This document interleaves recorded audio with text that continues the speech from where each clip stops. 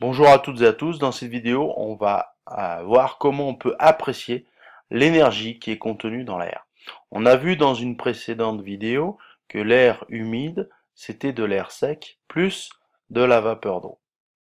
Donc au point de vue énergie, l'énergie de l'air humide, ça sera l'énergie de l'air sec plus l'énergie de la vapeur d'eau. Alors l'énergie de l'air sec est directement liée à sa température. Plus la température de l'air est importante, plus son énergie sera importante. Donc la température, c'est aussi ce qu'on appelle la chaleur sensible. Alors, qui dépend de la capacité thermique de l'air. Donc la capacité thermique de l'air sec, c'est 1 kJ environ par kilogramme par degré Kelvin. Enfin, par Kelvin, pardon. Donc ça, c'est l'énergie contenue dans l'air sec. Maintenant, l'énergie contenue dans la vapeur d'eau. Ben, j'ai deux énergies. La première, c'est l'énergie due à la température de la vapeur.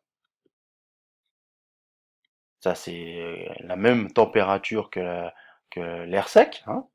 Donc là, on a une capacité thermique de vapeur d'eau. Toc, toc, toc, je regarde.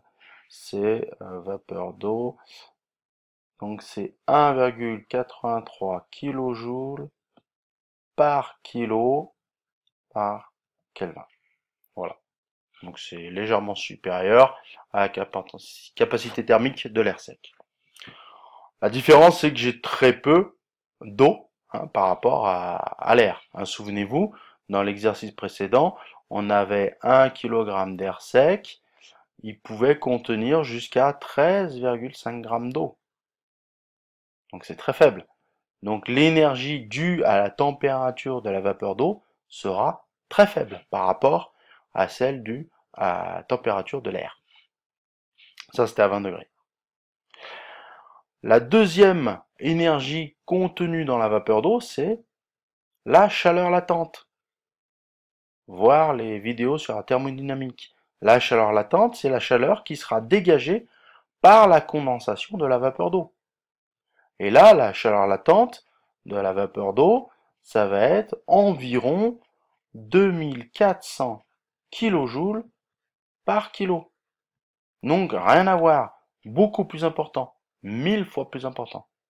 Donc souvent on va négliger cette, cette énergie, hein, l'énergie due à la température de la vapeur d'eau, parce qu'elle est négligeable déjà devant la vapeur, la chaleur latente, et négligeable devant la chaleur sensible de l'air sec.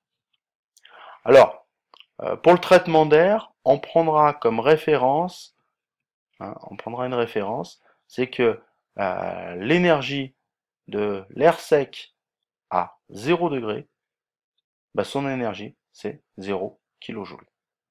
Alors cette énergie, on l'appelle enthalpie, hein, c'est l'enthalpie.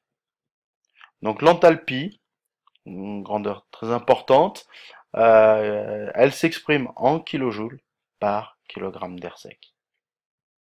Voilà. Alors on va prendre un exemple. Oh, enregistrer. Donc nous on avait 1 kg d'air sec. Voilà.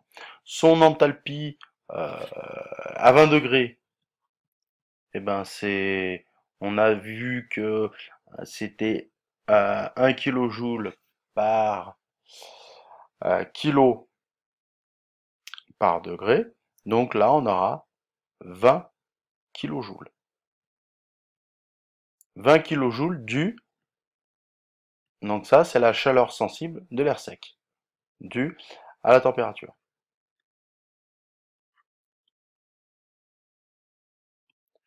Donc ça, c'est 1 kg d'air sec. Maintenant, si on a 1 kg d'air sec, plus 5 g d'eau. Donc là, c'est de l'air humide.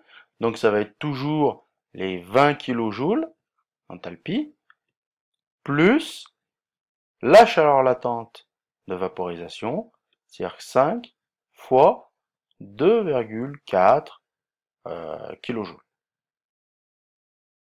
Donc ça me fait environ, ça fait 5 fois 2, ça fait 12 kJ.